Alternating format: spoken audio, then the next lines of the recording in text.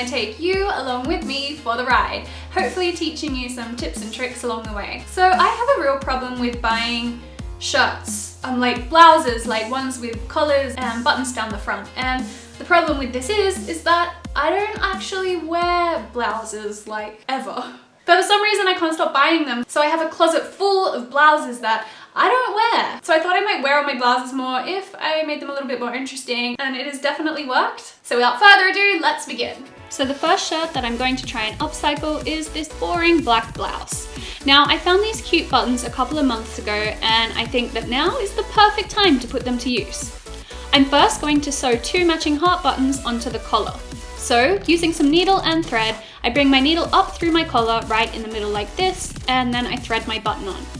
For the first few stitches, it's going to be all wobbly and move around a lot, but if I sew it on tightly, and this is after about 15 times going up and down with the needle and thread, the button will stay in place. I tied a knot in the thread after bringing it through the back of the collar, and there we go.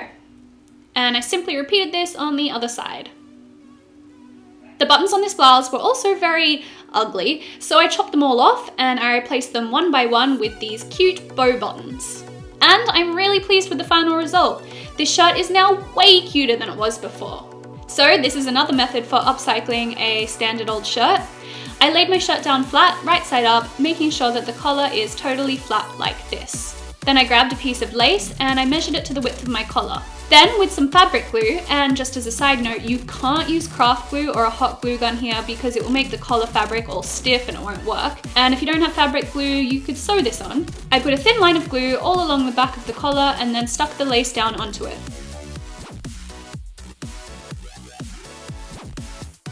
Then I realized that I probably needed to cover the entire collar in glue, so I did that, pressed the lace down, and flipped it over to make sure that the front side of the collar was totally flat, and then I let the whole thing dry for about 30 minutes.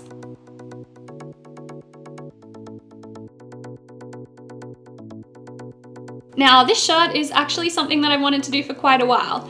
Drawing inspiration from fashion designers like Vivetta and Coco Fennell, I'm going to make a shirt with a statement collar. For this, I'm using iron-on patches, and you can basically find these anywhere, but eBay and Etsy are great places if you want to find specific designs. And as the name implies, all you've got to do here is to iron the patches on, so this is a really easy one.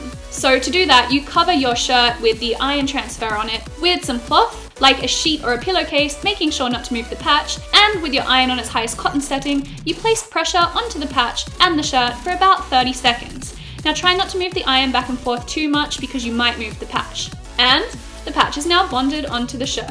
And I repeat this on the other side.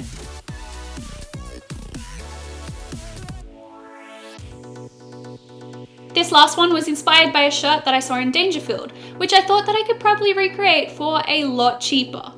Now this one does require a specialized stitch on a sewing machine. This stitch will probably only be found on mid-range sewing machines and above, but if you've got this stitch on your machine, then you can give this one a go. So this is the shirt that I'm going to transform. Now before I begin sewing, I round off the edges of the collar with a pencil so that I'll have a rounder shaped collar. This is the line that I'm going to be following with my needle when I'm sewing.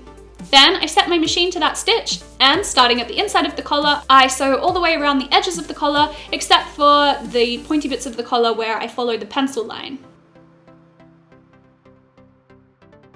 I end up with this, and then I simply cut away all the excess fabric. And with the scissors, you've got to get right into those grooves, but making sure not to cut the stitches while you're at it, and hopefully you'll end up with something like this.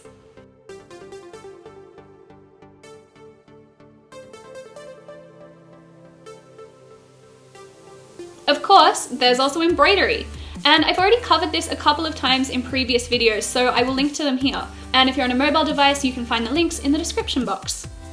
So hopefully this video gives you lots of inspiration on upcycling your own shirts, both if you have a problem and can't stop buying them and then not wearing them like me, or if you've got some spare time and you want to make a couple of cute blouses. Share photos of your upcycled shirts with me on Instagram using the hashtag DIYAnnika. And just a reminder that your profile has to be on public for me to actually see the photo.